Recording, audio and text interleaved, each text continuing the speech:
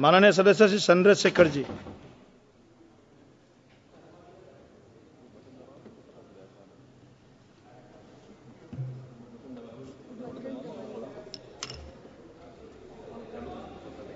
धन्यवाद सभापति जी। वर्ष 2025-26 के लिए रेल मंत्रालय की अनुदान मांगों पर चर्चा में आपने मुझे मेरी बात रखने का मौका दिया और अच्छी बात यह है कि माननीय मंत्री जी भी यहां मौजूद हैं। मंत्री जी का दिल तो बहुत बड़ा है, लेकिन अगर हमारी मांगे मान लें तो तभी इस बात की पुष्टि हो। अगर ना मांगे मानी जाए, हमारे क्षेत्र का काम ना हो, तो फिर ये बात मानी जाएगी कि मंत्री जी का रुख जो है सभी सदस्यों के प्रति एक जैसा नहीं। तो मैं अपने क्षेत्र से शुरू करूंगा sir. Dhampur sugar mill crossing पर ओवरब्रिज का निर्माण मैंने पिछली बार भी मांग उठाई, लेकिन सर अभी तक कुछ नहीं हुआ। लोग परेशान होते हैं, डिजिटल युग है, कई कई घंटे खड़े होना पड़ता है। जलालाबाद क्रॉसिंग ओवरब्रिज के नीचे अंडरपास के निर्माण की बात मैंने पिछली बार भी उठाई, कुछ नहीं हुआ। नजीबाद रेलवे स्टेशन पर बेगमपुरा एक्सप्रेस ट्रेन संख्या 12238 का ठहराव सुनिश्चित किया जाए, इस पे भी कोई काम नहीं हुआ। साथ साथ सर नजीबाबाद माल गोदाम पर ओवरब्रिज का निर्माण कराया जाए और उसको प्लेटफार्म को बढ़ाया जाए, क्योंकि वो मैंने पिछली बार बताया था कि महिलाओं को प्लेटफार्म से पिछली तरफ जब ट्रेन रुकते उतरना पड़ता है, वो सुरक्षित एरिया नहीं है। उसके साथ साथ नगीना बाईपास बिजनौर फाटक पर ओवरब्रिज का निर्माण कराया जाए। धामपुर जेतरा क्रॉसिंग पर ओवरब्रिज का निर्माण कराया जाए। शेहरा से नूरपुर क्रॉसिंग पर ओवरब्रिज का निर्माण कराया जाए। हम देखिए बुलेट ट्रेन, वंदे भारत और बहुत आगे निकल चुके हैं, लेकिन अभी भी इतने मैंने आपको बताया कि मेरे लोकसभा क्षेत्र में इतनी जगह पर ये क्रॉसिंग जो है वो पुराने बने हुए हैं। उनकी वजह से जो है ना अंडरपास है ना ओवरब्रिज है, जिसकी वजह से काफी देर लोगों का समय नष्ट होता है। समय कैसी चीज है, दोबारा नहीं आता। सहसपुर रेलवे स्टेशन जगह है मेवा नवादा पर देहरादून एक्सप्रेस ट्रेन संख्या 14113 का ठहराव सुनिश्चित किया जाए, क्योंकि वहां से बहुत सारे लोग जो हैं वो यात्रा करते हैं। सहसपुर रेलवे स्टेशन पर सफदरजंग एक्सप्रेस ट्रेन संख्या 14114 का ठहराव सुनिश्चित किया जाए। नजीबाबाद से मुंबई के लिए एक ट्रेन मैंने पिछली बार भी सर ये मांग की थी आपके सामने। साथ साथ सर रेलवे स्टेशन जो है हमारे क्षेत्र के, उनकी हालत बड़ी खराब है। एक दो पे आपने काम कराया, मगर मेरी मांग ये है कि सभी रेलवे स्टेशन कायाकल्प कराए जाए, उनमें उनका जो है जीर्णोद्धार की सुंदरता वो सुंदर लगे देख के।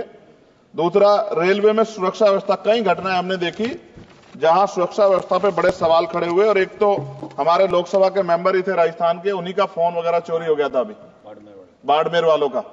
तो मैं इसलिए आपसे कह रहा हूं कि सुरक्षा सुनिश्चित हो, क्योंकि कई बार महिलाएं अकेली भी उसमें ट्रेवल करती हैं और बहुत सारी महिला जो है एमपी हमारे यहाँ पे भी ये चीजें आती हैं, इसका ध्यान रखा जाए। एक सर बहुत इंपॉर्टेंट डिमांड है मंत्री जी, मैंने आपको पत्र भी लिखा है।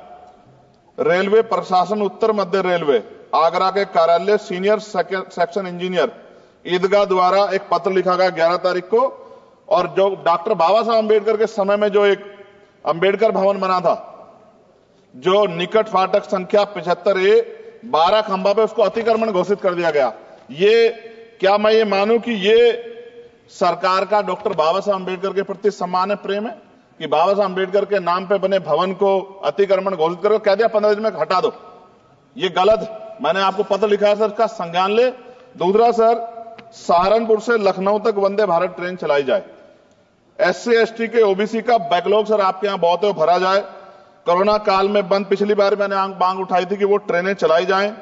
और प्रमोशन में भी SC ST OBC के कर्मचारियों के साथ भेदभाव होता है, इसको रोका जाए।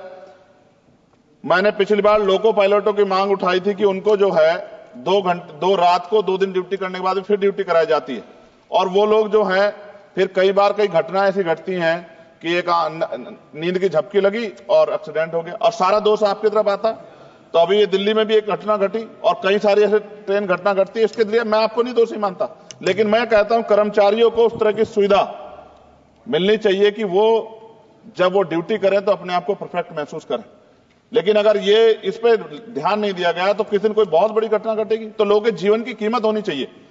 ये इसमें रेलवे में अमीर भी सफर करता है, गरीब भी करता है, लेकिन अमीर के साथ अगर कोई हादसा होता तो वो चर्चा होती, गरीब के साथ हादसे की चर्चा नहीं होती। ये अनुभव है, हमने रेलवे में सफर किया और रेलवे में करोड़ों लोग सफर करते हैं। कई बार मैंने जो है ऐसी परिस्थितियों में सफर किया जब बहुत पुराने समय में, लेकिन मैं धन्यवाद करूंगा रेलवे का कि रेलवे ने हमेशा जो है अपनी जिम्मेदारियों को समझा, चाहे सरकार किसी की भी रही हो। लेकिन मंत्री जी, आपकी कोशिशों की मैं सराहना करता हूं, लेकिन आप ये देखिए पर्याप्त नहीं है कोशिशें। जब बदलाव नहीं हो रहा, लोगों को सुविधा नहीं मिल रही है, उस तरह की चीजें नहीं आ रही है, तो ये पर्याप्त नहीं है। मैं सभापति जी खत्म करूंगा। एक आउटसोर्सिंग रेलवे में बहुत हो रही है सर, और आउटसोर्सिंग की वजह से SC ST OBC और अब EWS के बच्चों को जो है आरक्षण का लाभ नहीं मिलता। आप चेक करा लो, करोड़ों लाखों नौकरियां होंगी उस पे, ठेकेदारी पे, आउटसोर्सिंग पे। और जब सरकार कहती है सबका साथ सबका विकास, तो आप ही, मेरा ये सवाल है कि जब इन लाखों नौकरियों में रिजर्वेशन का पालन नहीं हो रहा, जबकि DOPT गाइडलाइन है, तो फिर मैं क्यों ना मानूं कि सरकार नहीं चाहती कि SC ST OBC और EWS जो हैं, जो सामान्य जाति गरीब बच्चे, उनको जो आरक्षण के लाभ से वंचित करने का काम सरकार कर रही है। ये क्या सही है? तो मंत्री जी, मैं उम्मीद करूंगा कि जब आप अपनी बात रखेंगे और जवाब देंगे, तो आप इन सवालों का भी जवाब देंगे कि इन क्षेत्रों में हमारे, सर सभापति जी, मेरे क्षेत्र के लोग भी टैक्स देते हैं ना, हमारे भी हक बैठता कि सरकार के लोगों का काम होगा, सिर्फ हमारे लोगों का काम नहीं होगा जहां से हम जीत के आए। अगर उन क्षेत्रों में काम नहीं होगा तो फिर ये क्यों ना कहा जाए कि सरकार जो है भेदभाव कर रही। इसलिए मैं माननीय मंत्री से मांग करूंगा, एक मांग इन्होंने मेरी पूरी भी की थी पिछली बार, जब बेगमपुरा ट्रेन में सफाई की व्यवस्था करा के इन्होंने दी थी, मैं इसके लिए धन्यवाद करता हूं। जी समाप्त कीजिए आप जी। समाप्त कर रहा हूं, मगर मैं मंत्री जी से कह रहा हूं कि सर हमारे यहाँ जो समस्याएं जो ये जेन्युइन समस्याएं, हम इनसे रोज 2-4 होते हैं, और जनता हमसे उम्मीद करती है कि हम इस बात को उठाएंगे तो उसका, मगर मुझे ये भी जवाब दे दीजिएगा कि ये जो उठाई जाती है इसका कोई फर्क भी पड़ता है, सरकार पे नहीं पड़ता, या सरकार सिर्फ इसको, सर मैं खत्म कर रहा हूं सर, लास्ट ही सेकंड में खत्म कर दूंगा। जो मांग हम यहाँ उठाते हैं, क्या इन पे कोई अमल होता है, नहीं होता है, या ये सिर्फ इसलिए कि भाई चलो उन्होंने उठा दी और बस खत्म होगी बात? ऐसा ना कीजिए सर, अगर ऐसा करेंगे तो ये व्यवस्था अच्छी नहीं है। मैं आपका धन्यवाद दूंगा सभापति जी, और मंत्री से आग्रह करूंगा कि हमारी बात को माना जाए। धन्यवाद।